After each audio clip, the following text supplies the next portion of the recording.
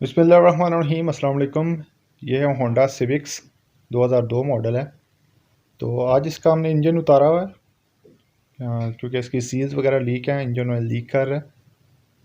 तो आज मैं इसको बताऊंगा कि आप अगर गाड़ी का बोनट खोलते हैं, जो नए लोग हैं इस फील्ड के अंदर, तो उन्हें पता होना चाहिए कि गाड़ी के अंदर क्या क्या चीज़ें मौजूद हैं, उनका क्या क्या फंक्शन है, वो किस मकसद के लिए गाड़ी के अंदर लगाई गई हैं। तो सबसे पहले मैं आपको इंजन के बारे में इंफॉर्मेशन देता हूँ। ये इसी गाड़ी का इंजन खुला हुआ है। गेयर हमने नहीं खोला, सिर्फ इंजन खोला इसका। ये इसकी टाइमिंग साइड है और ये आप देख सकते हैं, ये इसका एग्जॉस्ट साइड है और सॉरी इनटेक, जहाँ से हवा इसके अंदर एंटर होती है, इसको इनटेक इसका बोलेंगे। और ये इसका जो ऊपर का हिस्सा है सारा, इसको हम इंजन का हेड बोलते हैं। इसके नीचे गैस्केट फिट होती है, जो पानी और जो इसका ऑयल है उसके दरमियान एक रुकावट का बायस बनती है, यानी कि आपस में मिक्स नहीं होने देती। और ये इसके ऊपर टैपर्स लगे हुए हैं, टैपर एडजस्टर, यहाँ इसके प्लग लगते हैं। ये कंप्लीट इसका ऊपर हेड है, इसका इंजन हेड। और इस लाइन से नीचे लेके यहाँ नीचे तक ये इसका ब्लॉक है, इंजन ब्लॉक। इस जगह तक, यहाँ से लेके इसका नीचे तक, यहाँ से ये इसका इंजन ब्लॉक है, जिसके अंदर क्रैंक शाफ्ट पिस्टन काम करते हैं। फिर इसके नीचे ये चैम्बर आ जाता है। इस चैम्बर के अंदर जो इंजन ऑयल है वो खड़ा होता है। जब गाड़ी स्टार्ट होती है, इंजन स्टार्ट होता है, तो ये ऑयल पम्प जो है वो उसे ऊपर भेजता है। ऑयल पम्प जो है इंजन के अंदर ही फिटिंग उसकी होती है।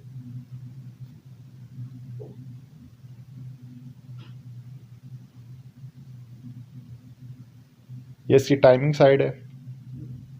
सबसे ऊपर जो आप पुली देख रहे हैं इसकी, ये केम शाफ्ट, ये क्रैंक शाफ्ट की पुली आपस में कनेक्ट होती हैं।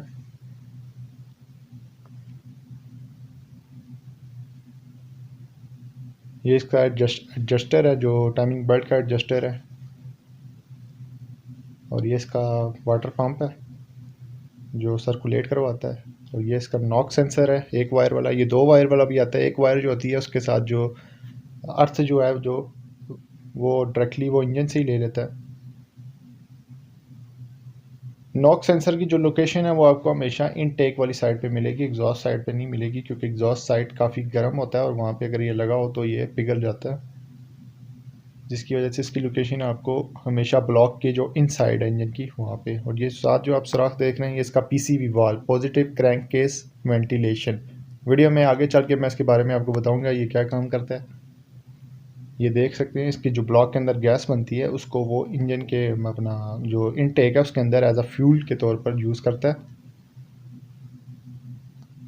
Positive crank case ventilation, PCV valve इसको बोलते हैं। और ये इसका केम सेंसर है, केम शाफ्ट सेंसर। साथ इसकी ऑयल गेज लगी हुई है।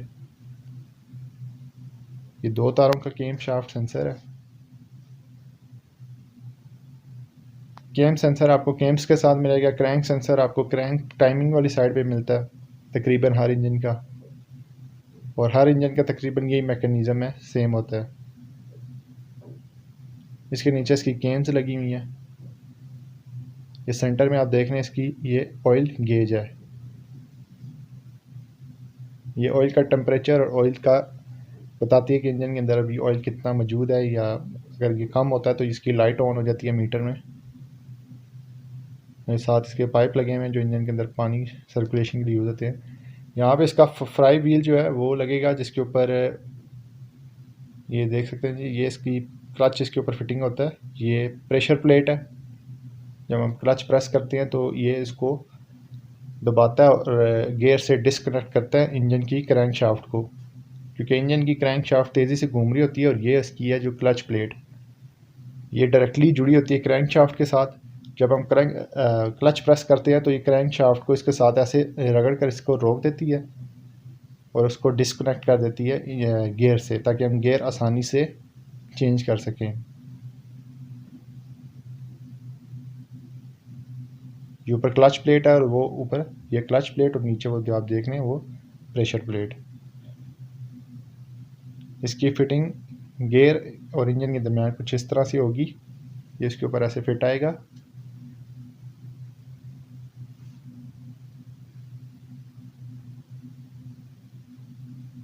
इसका काम बेसिकली बस यही होता है कि ये इंजन और गियर को आपस में डिस्कनेक्ट कर दे ताकि गियर की शिफ्टिंग में मसला ना हो।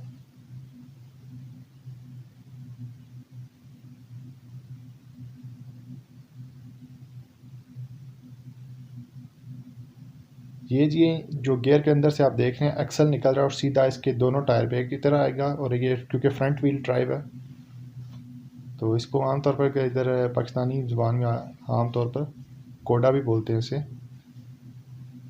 ये फ्रंट व्हील ड्राइव है तो ये दोनों अगले टायरों के ऊपर इसका कनेक्शन जाएगा। और इसका जो ये देख सकते हैं जी ये स्टेयरिंग जो है ये हाइड्रोलिक स्टेयरिंग है, पावर स्टेयरिंग नहीं है जैसे अभी ईपीएस मोटर लगी होती है साथ। इसके अंदर हाइड्रोलिक काम करता है और इसके साथ पावर पंप लगा होता है। ये पावर पंप की दो लाइनें आ रही हैं और ये देख सकते हैं ये पावर पंप जैसे इंजन स्टार्ट होता है ये इंजन के साथ ही इसकी बेल्ट के साथ कनेक्शन होता है और ये चलना शुरू हो जाता है। ये इसका कंप्रेसर है एसी का। और ये ऑयल को जो वो डिस्ट्रीब्यूट करता है कि जब आप राइट या लेफ़्ट स्टीयरिंग घुमाते हैं तो उसके अंदर ये डिस्ट्रीब्यूट करता है उसको आसानी से घुमाने के लिए। ये हाइड्रोलिक पंप है और इसका ये हाइड्रोलिक ये स्टीयरिंग है और इसका ये पंप है पावर पंप। ये इसका जो रिजर्वायर है इसके अंदर ऑयल होता है स्टीयरिंग का, स्पेशल ऑयल होता है इसका पावर स्टीयरिंग का। ये देख सकते हैं लाइन इसके अंदर जा रही है।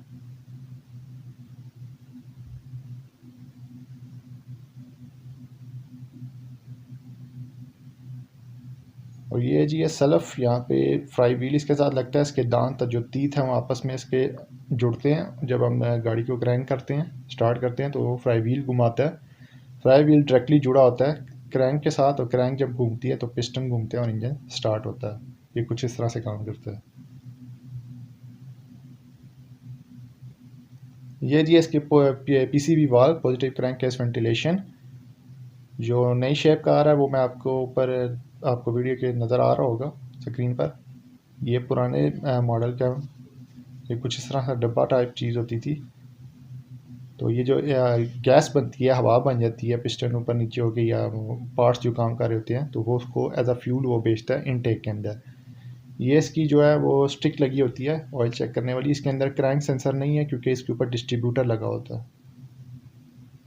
जिस गाड़ी के अंदर डिस्ट्रीब्यूटर होगा उसके अंदर क्रैंक सेंसर नहीं आएगा और जिसके अंदर क्रैंक सेंसर होगा उसके अंदर डिस्ट्रीब्यूटर नहीं आएगा। तो ये कुछ बेसिक इन्फॉर्मेशन थी।